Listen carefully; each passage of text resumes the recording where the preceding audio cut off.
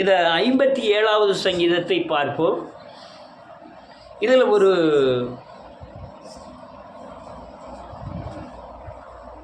தேவன் நமக்கு செய்கிறவைகள் நன்மைங்கிறது வேற, உதவிங்கிறது வேற, ஒத்தாசைங்கிறது வேற. நான் இன்னைக்கு சொல்லக்கூடியது ஒத்தாசையை குறித்து தான் சொல்ல போகிறேன். ஒத்தாசைன்னா என்ன அர்த்தம்? யாராவது சொல்லுங்களா, ஒத்தாசைன்னா என்ன அர்த்தம்?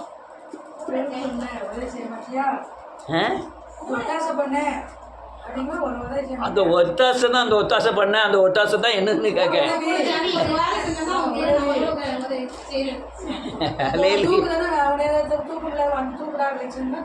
அது உதவி, ஆமா, சப்போர்ட்டு.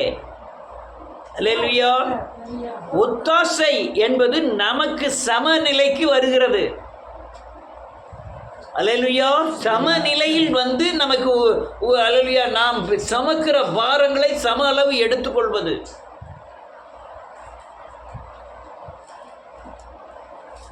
அல்லேலூயா.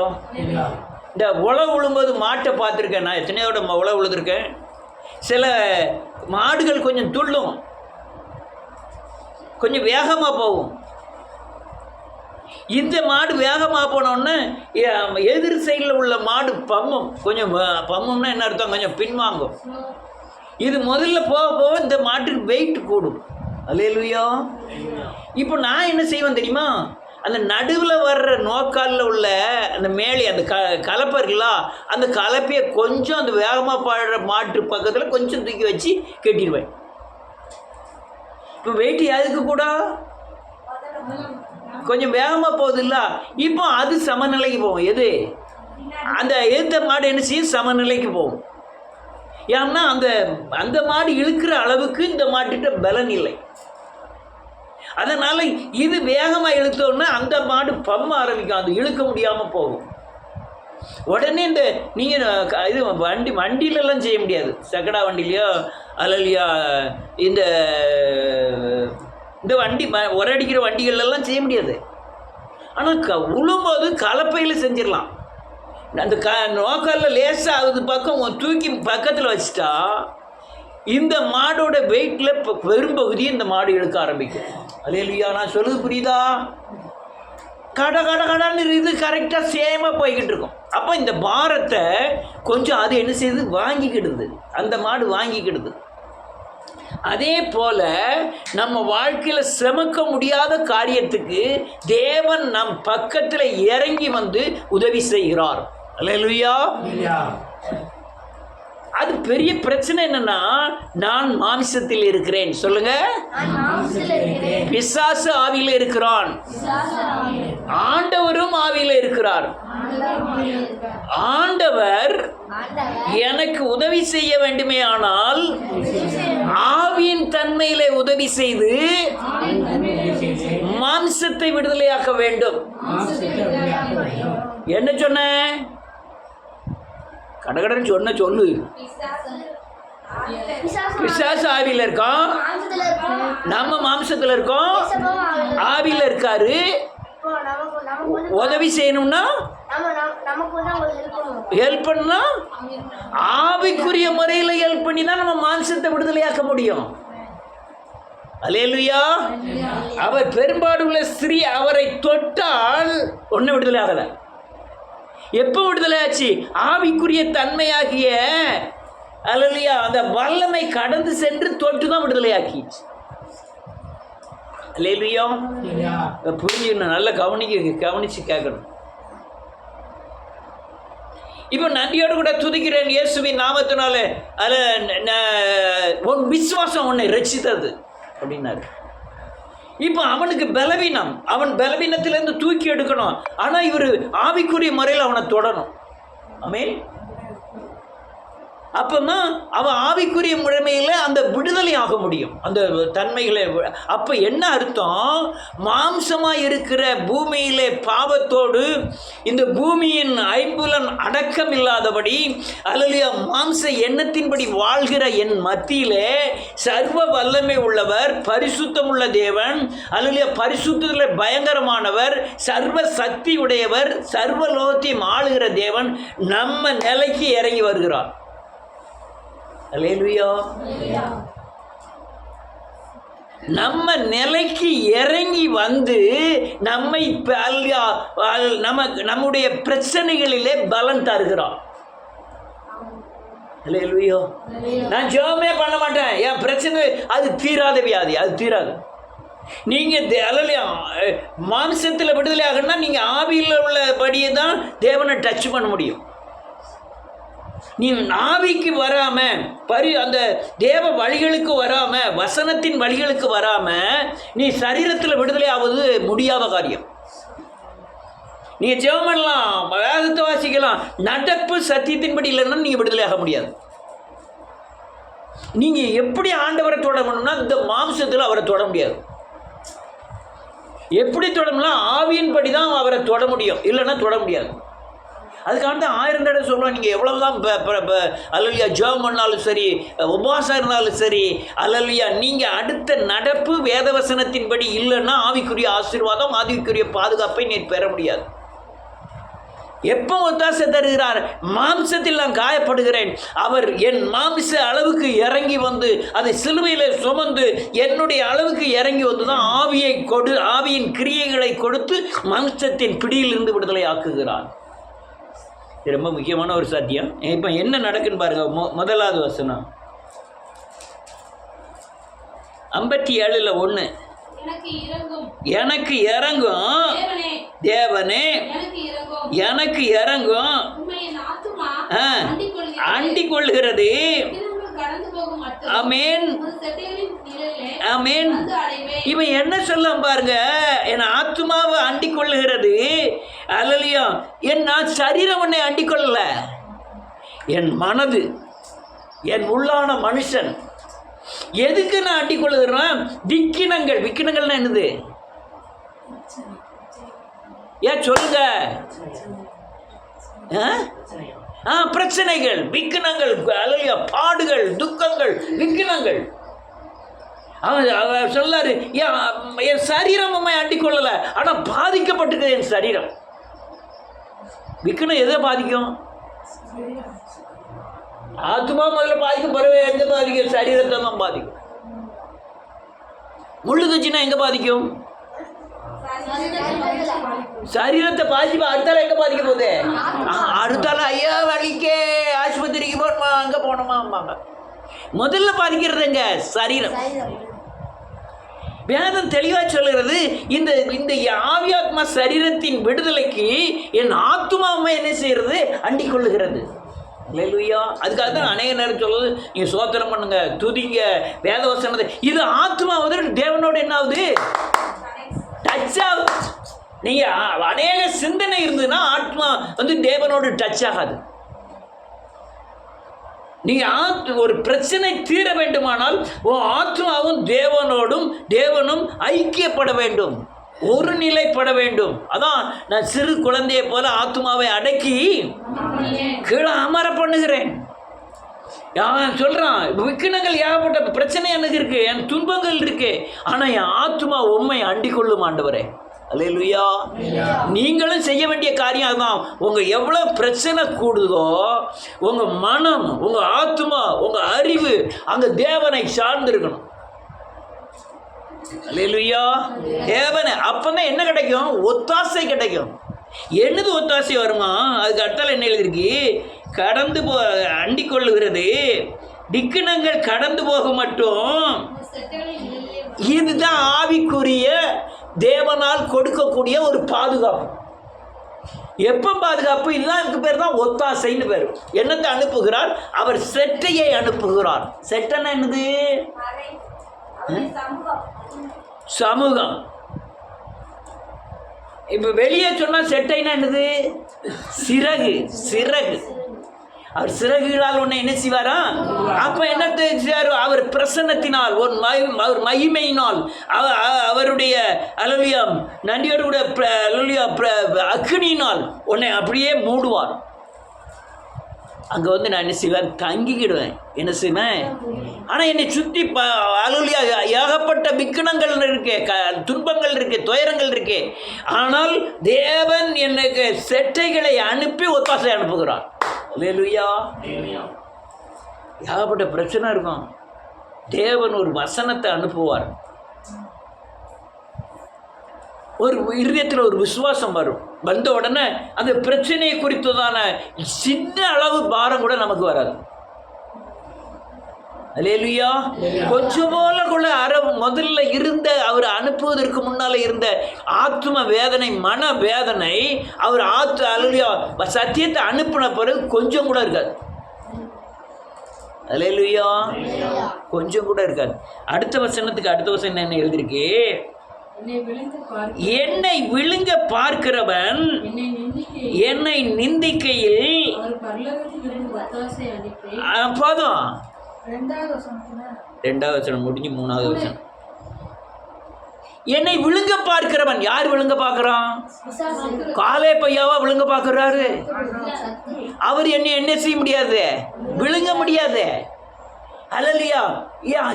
அல்லேலூயா. பிசாசு என் சரீரத்தை முழுங்க பார்க்கும், என் ஆத்மாவை காலி பண்ண பார்க்கிறான். வேதம் தெளிவாக விழுங்குற பார்க்கிறவன் என்னை விழுங்க அல்லேலூயா விழுங்க பார்க்கிறவன் என்னை பார்க்கறதுக்கு முந்தி என்ன செய்தான்? என் ஆத்மாவை பலவீனப்படுத்துவான். என்ன படுத்துவான்? பலவீனப்படுத்துவதன் சக்தி இந்த இயேசுவால என்ன இந்த பிரச்சனையிலிருந்து குணமாக்க முடியாதுங்கிறது தான் நம்ம ஆத்மாவில் அவன் கொண்டு வருகிற பெரிய போராட்டம். அன்னைக்கு காய்ச்சல்ல இருந்து விடுவிச்சார், இன்னைக்கு மண்டலில இருந்துலாம் அவரால் என்ன செய்ய முடியாது, விடுவிக்க முடியாதுங்கிறத எண்ணத்தை மனசுல வச்சிருவான். அவன் என்ன செய்கிறவன்? விழுங்க பார்க்கிறான். விழுங்க பார்க்கிறவன் அவன் என்னை தேவனை நிந்திக்க வைக்கிறான். என்ன செய்யறான்? என்னை நிந்தைக்கு கொண்டு வரும்படியா நான் தேவனை நிந்திச்சா நான் என்ன செய்வேன்? நிந்திக்கப்படுவேன். இல்லையா? நான் என்னை தேவனை நிந்திக்க வைக்கக்கூடிய வழி என்ன? நான் தேவனை மறுதலிப்பது. அல்லேலூயா. இயேசு எனக்கு அல்லேலூயா. அநேக நேரம் கூட நமக்கே சில நேரங்களில் தோணும், நான் வேதத்தில் வந்துட்டேன், இவ்வளவு நாள் கர்த்தர் என்ன செஞ்சிட்டாரு? திரும்பி பார்த்தா ஒண்ணுமே செய்யாத மாதிரி தெரியும். என்ன செஞ்சாத மாதிரி தெரியும். நீங்க உட்கார்ந்து யோசனை பண்ணி பார்த்தாலும் ஒண்ணுமே வராது. நம்ம ஓடி வந்தது தப்பா ஓடி வந்துட்டோமோ? இவ்வளவு வருஷங்களை நான் வேஸ்ட் ஆகிட்டேனே. யார் பண்றா தெரியுமா? விசுவாச கொண்டு வர்ற பயங்கரமான சக்தி. அவன் அழகா பண்றான், நிந்திக்க வைக்கிறான். தேவன் செய்த அநேக காரியங்களை நம் மனதினாலே மறுதலிக்க வைக்கிறான். நம்ம யோசனையினாலே நம்முடைய அல்லேலூயா மனதின் உள்ள ஒரு மனுஷன் இருக்கானா உள்ள ஒரு மனுஷன். அந்த மனுஷன் பேசுவான். உங்களுக்கு தெரியுமா? பேசுவானா? உள்ள இருக்கிற மனுஷன் பேசானா இல்லையா? உங்களுக்கு தானே கேட்க. பேசுவான். சில நேரத்துக்கு உள்ள இருக்க மனுஷன் பேசுறத வெளியே இருக்க மனுஷன் வெளியே பேசிக்கிட்டே போவான்.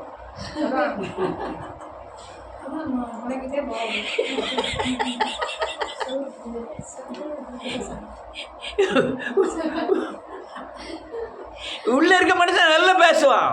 அல்லேலூயா. அவன் பேசுறது சில ஆட்கள் வெளியவே அதே தான் பேசிட்டு போவான்.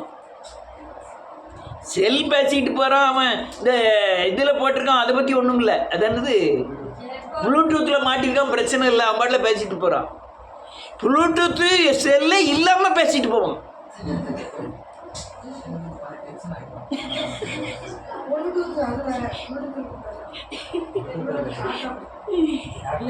பேசலாம்.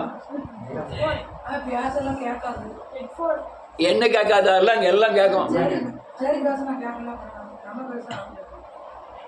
ரைட்டு. 1 2 அப்படி அல்லேலூயா. ரைட், இயேசுவின் நாமத்தினாலே அல்லேலூயா. இந்த அதே மாதிரி இந்த உள்ளான மனுஷன்ல வெளிய பக்தியா இருக்கும், உள்ளான மனுஷன் பேசிக்கிட்டே போவான், இந்த ஆண்டவரை சேவிச்சு ஒன்றும். இப்போ நீங்க பேச வேண்டாம், இருதயத்தில் நினைச்சாலே யாருக்கு தெரியும்? 2 பேருக்கு தெரியும். தெரியும். அல்லேலூயா. பிசாசானவன் அப்படிலாம் சொல்லலைன்னா சொல்லுவான், இன்னும் கொஞ்சம் என்ன செய்யி சொல்லு. அவர் மன வருத்தப்படுவார். அல்லேலூயா. அவர் என்ன நினைக்கிறார்? ஏன் சொல்றான்னு நினைக்கிறார். அல்லேலூயா. ஏன் இப்படி அல்லேலூயா நம்மை மறுதலிக்கிறான் என்று நினைக்கிறார். அதுதான் பிசாசு நம்மை விழுங்குவதற்கு நம்மை கொண்டே நம்ம கையை வச்சே நம்ம கண்ணை குத்துற காரியங்கள். நான் ஏன் உள்ளான மனுஷனை வச்சே தேவனை சுத்தமாய் மறுதலிக்க வைக்கக்கூடிய காரியங்கள். நீங்க சுத்தமா மறுதலிச்சு பின்வாங்கிட்டீங்கன்னா அவன் உங்களை என்ன செஞ்சிட்டான்? நீங்க கொஞ்சம் கொஞ்சம் உயிர் கிடக்கிறவங்களுக்கு எப்படி இருக்கும்? கொஞ்சம் சந்தேகமா இருக்கும், ஆண்டவர் தான் விடுவிச்சாருன்னு கொஞ்ச நேரம் ஞாபகம் இருக்கும், பிறகு விடுவிக்கலாங்கிற ஒரு ஞாபகத்துக்கு வரும், பிறகு இது உயிர் போகுது. அல்லேலூயா. உயிர் கொஞ்ச நேரம் கழிச்சு போகுதுன்னு அர்த்தம். விழுங்க பார்க்கிறவன் என் ஆத்மாவை கொண்டு தேவனை மறுதலிக்க வைத்து அல்லேலூயா அவரை நிந்திக்க வைக்கிறான். வெளியே உள்ள காரியங்கள்லாம் உங்களுக்கு ஒன்றுமே பாதுகாக்காது. வெளியே உள்ள காரியத்தை வச்சு தேவன் நெருக்கிறதும் கிடையாது. நீ ஜெபம் பண்ணதை வச்சோ, அலங்காரமான ஜெபம் பண்ணதை வச்சோ, நல்ல அலைசு மூக்கு மூலியமா நல்ல ஜம்முன் இருக்கான் அப்படின்லாம் நினைச்சா தேவன் என்ன செய்யறது இல்லை. அவர் எங்க பார்க்குறாரு? அங்கே உள்ள மனுஷன் தான் பார்க்காரு. ஆனால் உள்ள மனுஷன் வெளியே நிந்திக்கிறான். வேதம் சொல்லுது, நிந்திக்கையில் அவர் பரலோகத்தில் இருந்து ஒத்தாசை அனுப்புகிறார். இப்போ அவருக்கு கண்டுபிடிச்சிட்டாரு. என்ன கண்டுபிடிச்சிட்டாரு? நல்லா கவனிக்கணும். இவன் மாமிசமான மனுஷன், இவன் ஆவியா இருக்கிறான், இவனுடைய கிரியைகள் இவனுக்கு தெரியாம இருக்கிறது. என்னை தரித்து கொண்டால் இவனுடைய கிரியையை இவன் அறிந்து கொள்வான். என்னை தரித்து கொள்ளக்கூடிய பலன் இவனுக்கு இல்லை. யாருக்கு? மனிதனுக்கு இல்லை. நீங்க சொல்லணும், பேசினா தான் நான் பேசுறது நல்லா இருக்கும். மனுஷனுக்கு இல்லை. பிசாசின் கிரியை அறிவு மனுஷன் இருக்கா? ஏன் உங்க பக்கத்துல நீ உட்கார்ந்துருப்பான். வலது பட்சத்தில் யார் இருக்கா? தேவன் இருக்காரு. இடது பட்சத்தில் யார் இருக்கா? அவன் பக்கத்தில் இருந்துட்டு சொல்லுவான், உறங்குப்பான்னு முதுகு தட்டி விட்டு முதுகு அப்படியே பின்னால் தடை விட்டுக்கிட்டே இருப்பான். உறக்கம் தன்னால வந்துடும். அல்லேலூயா. ஆனால் வலது பக்கத்தில் இருக்கவர் ஒரு தட்டிக்கிட்டே இருப்பாரு. எதுக்கு? அல்லேலூயா. இப்போ என்ன ஆயிட்டு? அவர் அப்படின்னு சொல்றாரு ஆண்டவர். இவன் மாம்ச தேகமுடையவன், அவன் புகையை போல இருக்கிறான், அவன் ஒரு புல்லை போல இருக்கிறான், காய்ந்து போகிற சருகுக்கு ஒப்பாய் இருக்கிறான், கடந்து போகிற நிழலுக்கு ஒப்பாய் இருக்கிறான், அழிந்து போகிற மனுஷன், மண்ணான மனுஷன், மண்ணுக்கு திரும்பக்கூடியவன். அவன் ஆயுசு நாட்கள் கொஞ்ச நேரம் தான், கொஞ்ச நேரம் கழிச்சு நான் சாக போறேன், எனக்கு என்ன செய்யாது தெரியாது. அப்படிப்பட்ட மனுஷன். அவனுக்கு நம்ம இறங்காம யார் இறங்குவான்னு சொல்லிட்டு அங்கே இருந்து கீழே நம்ம பக்கத்தில் வந்து நின்று ஒத்தாசை தருகிறான். ஒத்தாசைன்னா என்னது? உதவி செய்கிறான். அல்லேலூயா. உதவி செய்கிறான். தெரியும், உங்க தகுதி தெரியும், உங்க பலன் தெரியும், உங்க பலவீனம் தெரியும். தெரிஞ்சதுனால தான் உங்க வலது பட்சத்தில் உங்க தகுதியை நினைச்சு அவர் வர்றதே கிடையாது. அல்லேலூயா. உங்க தகுதியெல்லாம் நினைச்சு அவர் வர்றதே கிடையாது. நான் படித்தவன், நான் உயரமாக இருக்கேன், நான் கருப்பாக இருக்கேன், நான் அல்லேலூயா நான் இப்படி இருக்கேன், அப்படி எல்லாம் ஆட்கள்லாம் வர்றதே கிடையாது. கர்த்தர் எதுக்கு வர்றாரு? கிருபையின்படி இறங்குகிறார். அல்லேலூயா. அங்கேருந்து என்னத்தை அனுப்புகிறார்? ஒத்தாசையா என்னது அனுப்பாரு? ஒரு ஈட்டி, ஒரு கோடாலி, ஒரு அருவா. நீ எதை வெட்டுவீங்க? பிசாசை நமக்கு எதிரியா இருக்கான். பிசாசை எப்படி வெட்டுவீங்க?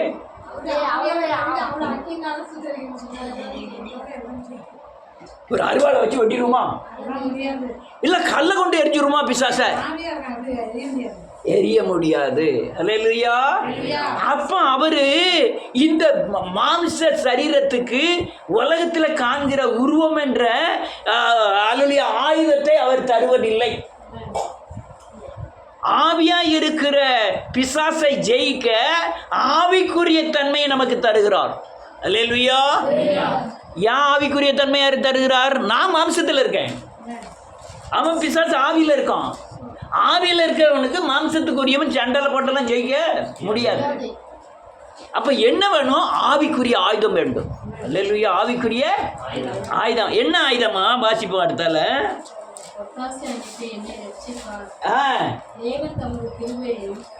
ஒத்தாசை அனுப்பி என்னை ரட்சிப்பார். என்ன ஒத்தாசை அனுப்புதாராம்? கிருபையையும் ஆமென் அனுப்புகிறார். கிருபை என்ன செய்து?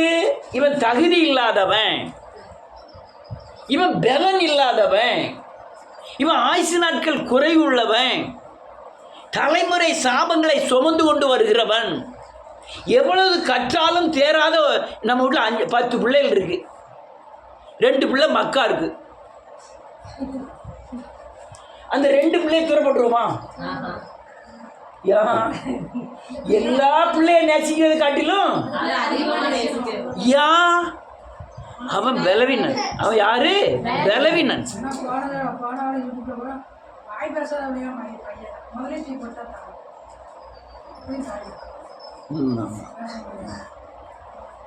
காக்கைக்கும் தன் குஞ்சி.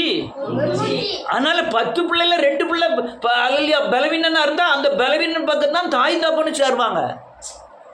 அதே போலதான் ஆண்டவர் இந்த உலகத்துல நான் எனக்கு ஜெபம் பண்ண தெரியும், நீ கடைசியில போய் நில்லு. ஆண்டவரே எனக்கு தகுதி இல்லை, ஆண்டவரே எனக்கு நான் ஜெபம் பண்ணி பார்க்க கருத்தா ஜெபம் பண்ண முடியல, நீ முதல்ல வந்து நில்லு. அல்லேலூயா. நான் 10 நாள் உபாசம் இருக்கிறேன், நான் நல்லலையா அதுல எல்லாம் தேவனெல்லாம் மகிமைப்பட மகிழ்ச்சியாக்கெல்லாம் முடியாது. அதுதான் என்னது? அதுக்கு பேர் தான் என்னது? கிருபை. அதுக்கு பேர் தான் என்னது? கிருபை. அதனால பிசாசை ஜெயிக்க முடியாது. அவன் வந்து நிற்கிறான், அவனை ஜெயிக்கிறதுக்கு தேவன் ஒத்தாசை அனுப்பணும். ஒத்தாசை என்னத்தை அனுப்புறாருன்னா அவர் தருகிற ஆயுதம் கிருபை. அல்லேலூயா. கிருபைன்னா என்ன செய்யும்? கிருபை அல்லேலூயா அந்த உலகத்துல மனுஷன் செய்திராத காரியத்தை நமக்கு செஞ்சிடும். மரியாதை போய் சொல்றான், தேவதூதன் என்ன சொல்றான்? கிருபை பெற்றவளே, ஏன் அப்படி சொல்லலாம்? அதிசயமான காரியம் என்ன செய்ய போறான்? முதல்ல தேவன் பிறக்க போறாரு அவர் வயிற்றுல, 2வது திருமணமே ஆகாம குழந்தை வைக்க போறா. இதெல்லாம் உலகத்துல நடக்காத ஒரு பெரிய அற்புதம் கிருபை. அல்லேலூயா. அந்த ஒத்தாசையை தேவன் அனுப்புகிறார்.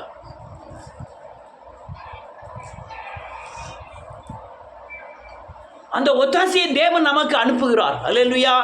அடுத்தால அனுப்பக்கூடியது சத்தியத்தை அனுப்புகிறார். என்னத்தை அனுப்புகிறார்?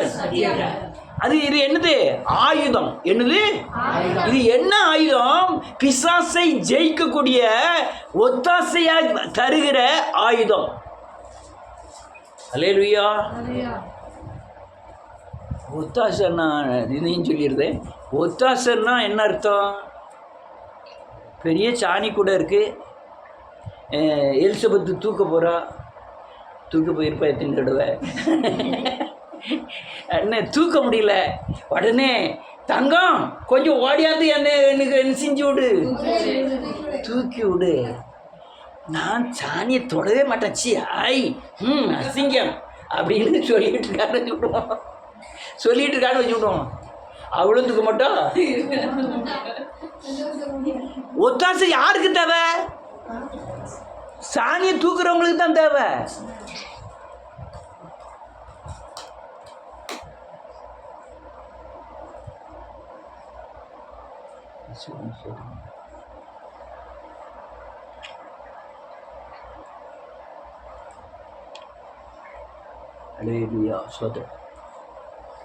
அப்போ நீங்க யுத்தத்துக்கு ரெடியா நின்று உங்க பலவீனம் உங்களுக்கு தெரிஞ்சு ஆவிக்குரிய தன்மை இல்லையேங்கிறத நீங்க உணர்ந்தாதான் என்ன அனுப்பப்படும்?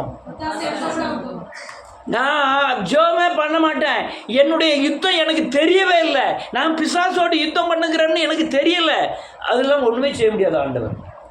அல்லேலூயா. நீ அதாவது முதல்ல ஸ்டார்டிங் பீரியட் பிரச்சனை இல்லை, ஸ்டார்டிங் பீரியடு ஒருத்தருக்குமே ஒன்றும் தெரியாது. ஆனால் நீங்கள் வளர்ந்த பிறகு எங்கள் வீட்டில் இந்த பிசாசு தான் யுத்தம் செய்கிறான், எங்கள் வீட்டில் சாபத்தின் சக்தி தான் யுத்தம் செய்கிறது, எங்கள் வீட்டில் விக்கிரகத்தின் சேனை தான் யுத்தம் செய்கிறது, எங்கள் வீட்டில் நான் பண்ணின மீறுதல் தான் யுத்தம் செய்கிறது, இந்த யுத்தத்தை ஜெயிப்பதற்கு ஆண்டவரே எனக்கு என்ன அனுப்பும், ஒத்தாசை அனுப்பும் அப்படின்னு சொன்னாதான் கிருபையும் அனுப்புவார், அதுக்கப்புறம் சத்தியத்தை அனுப்புவார். என்னத்தை அனுப்புவார்? ஏன் முதல்ல சத்தியத்தை அனுப்புனான்னு நான் நினைச்சேன். யார் கிருபை அனுப்புதாருன்னா சத்தியம் ஞானத்தினால் தெரியக்கூடியது. என்னத்தினால்? கிருபை உங்களுக்கு யாருக்கும் கொடுத்துருவான். தகுதி இல்லாதவனுக்கு கொடுக்கப்படுகிற இறக்கமே அது எல்லாருக்கும் கொடுக்கலாம், யாருக்குனாலும் கிருபை கொடுத்துடலாம். ஆனால் யாருக்கா நான் கொட்டாய் விடுதான் இவன்ட்டு ஒரு வசனம் சொன்னா தெரியுமா? நான் வசனம் அதில் உள்ள கருப்பொருள் சத்தியம், சத்தியத்தை சொல்லி விலைக்கு சொல்லிக்கிட்டு இருக்கேன், தெரியுமா? தெரியாது. இப்போ மையமாக இருக்கா, துணியை சவச்சிக்கிட்டு இருக்கா, அவர்கிட்டனா சத்தியத்தை பற்றி சொல்ல என்ன தெரியும், ஆண்டெல்லாம் சொல்லுங்க, எங்கள் அம்மாட்ட சொல்லுங்க அப்படின்னு போய் பட்டுருவா. அல்லேலூயா. ஆனால் இவளுக்கு கிருபை கொடுக்கலாம், சத்தியத்தை என்ன கொடுக்கக்கூடாது. நீ சத்தியத்தை அறியும்படியாக தான் தேவன் என்ன செய்கிறாரு, கிருபை கொடுக்குறான். அல்லேலூயா. நீ சத்தியத்தை சத்தியத்தை அறியுங்கள், சத்தியம் உங்களை. இந்த சத்தியம் என்னத்தை கொண்டு வரணும்? குமாரனை பற்றி அறிய வைக்கும், பரிசுத்தாவின் தன்மையை பற்றி அறிய வைக்கும். என்னது? சத்தியத்தை அறிந்தால் சொல்லுங்க, குமாரனை பற்றியும் அல்லேலூயா பரிசுத்தாவியை பற்றியும் வெளிப்பாடுகள் அதிகமாய் கிடைக்கும். இது மூலமா தான் நீங்க ஜெயிக்க முடியும். இதுதான் ஒத்தாசை. நான் மாம்சத்தில் இருக்க, மாம்சத்தின் ஒத்தாசைலாம் நமக்கு வராது. பக்கத்து வீட்டுக்காரனை அடிச்சிருங்க ஆண்டவரே, கல்லை கொண்டு எரிஞ்சிருங்க ஆண்டவரே, கையை முறிச்சிருங்க ஆண்டவரே, இதெல்லாம் நடக்கவே செய்யாது. நீ இது எங்க கும்பிடக்கூடிய இடம்? அவன்கிட்ட போய் நின்று ஆண்டவரே கம்பளிக்கு போய் ஒரு ஆள்கிட்ட 500 ரூபா கொடுத்துட்டு எப்படியா பக்கத்து வீட்டுக்காரனை காலை முடக்கிருங்க, கையை முடக்கிருங்கன்னு நினைச்சுலாம் சொல்லலாம். ஆண்டவர்கிட்ட அந்த சொல்லி நடக்காது. அல்லேலூயா. அது பழைய ஏற்பாடோட சரி. மேன் அடுத்த ஒரு வசனத்தை வாசிப்போம். சங்கீதத்தின் புத்தகம் 35வது அதிகாரம்.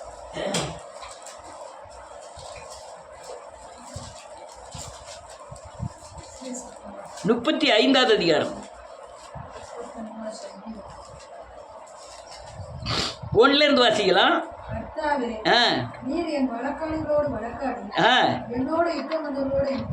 ஆமேன். வழக்காடுகளோட வழக்காடுனா நம்ம திருப்பி சொல்றோம், நம்ம மாம்சத்தின் அடிப்படையில் யுத்தம் பண்ணுங்கன்னு ஜெபம் பண்ணக்கூடாது.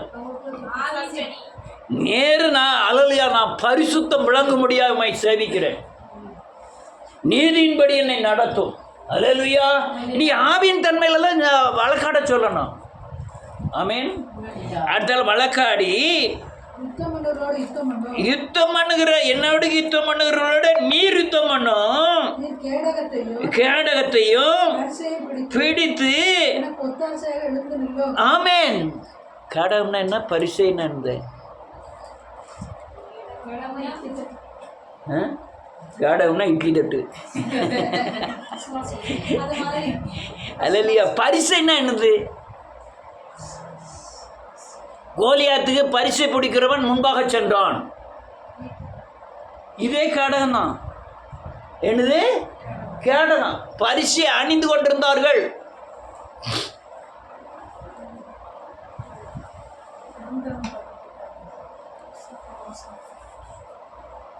அல்லேலூயா. பரிசையும் ஒண்ணுதான், கேடகமும் ஒண்ணுதான். அப்ப ஏன் இது ரெண்டையும் மறைவா கொடுக்காரு? ஹலோ, பரிசைங்கிறதும் இட்லி தட்டு தான், கேடகங்கிறதும் இட்லி தட்டு தான். ஒரு ஆள் வாளால் நம்ம வெட்டினோம்னா தடுக்கக்கூடியது, ஒருத்தன் கல்லை கொண்டு எரிஞ்சோம்னா தடுக்கக்கூடியது, அங்கேருந்து வருகிற பொருட்களை நாம் தடுக்கக்கூடியது தான் என்னது? கேடகம், பரிசயம். ஆனால் அல்லேலூயா, யார் ரெண்டையும் கொடுக்காரு? அவர் சொல்றாரு, இவன் சிவமன் தாவீது, ஆண்டவரே பரிசையத்தையும் கேடகத்தையும் பிடிச்சிக்கிட்டு எனக்கெல்லாம் முன்னால் நின்றுட்டு என்ன செய்யலாம்? 3வது வசனம்,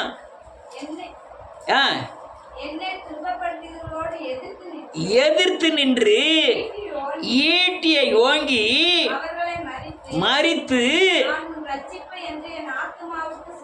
இப்போ அந்த அந்த அந்த அந்த காரியம் உங்க கண்ணு முன்னால வரட்டும். முதல்ல உங்களுக்கு கேடகத்தை வச்சுட்டார். நீங்க பிசாசினால எந்தவித தாக்குதலும் மறையாத கூடாதபடி உங்களுக்கு ஒரு பாதுகாப்பின் நிழலில் வச்சுட்டார் கர்த்தர். அதுக்கப்புறம் என் ஜோமன் தான், ஆண்டவரே ஈட்டி அங்க வாங்கும், ஏன்ட்ட சொல்லும் உங்க ஆத்மாவுக்கு நான் யாரு? என்ன எழுதியிருக்கு? துன்பப்படுத்துகிறவரோட எதிர்த்து நின்று ஈட்டி அவர்கள் மேல் ஓங்கி அவர்களை மரித்து, நான் உன் ரட்சிப்பு என்று என் ஆத்மாவுக்கு சொல்லும் ஆண்டவரே. அல்லேலூயா.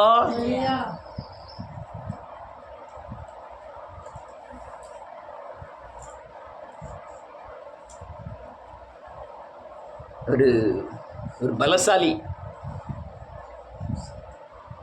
இது எங்கள் இதில் ஸ்கூலில் நடந்தது.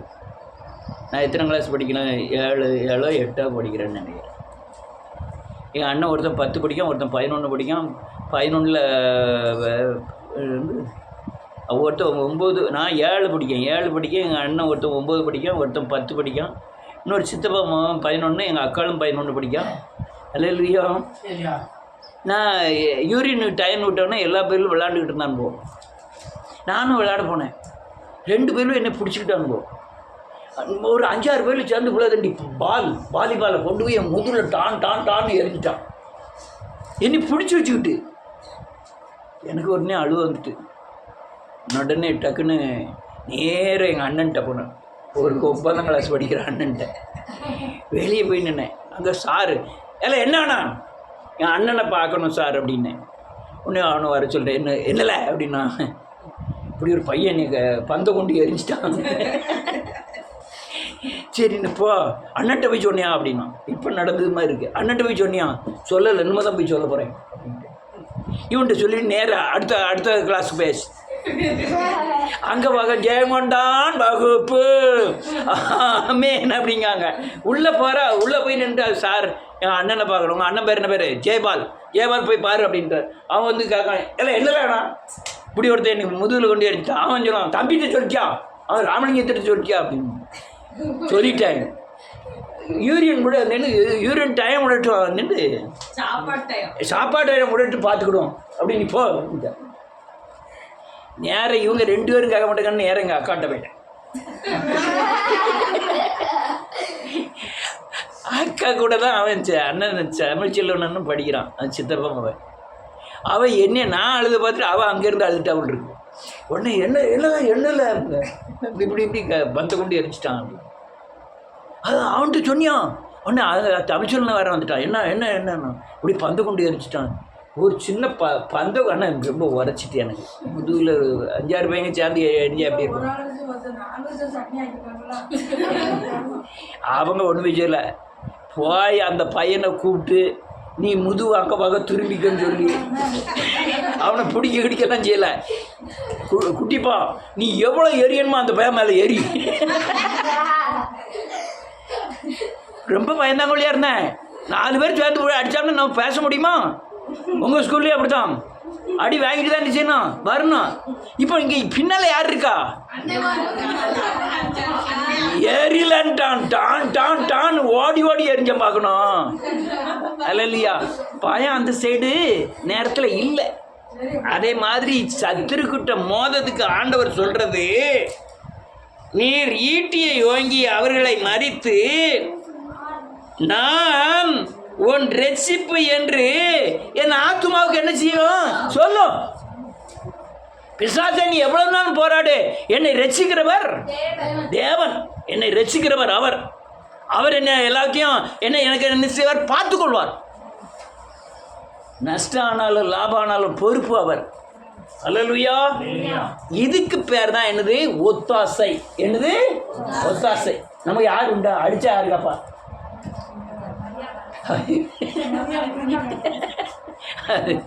ஆண்டவன் சொன்ன மாதிரி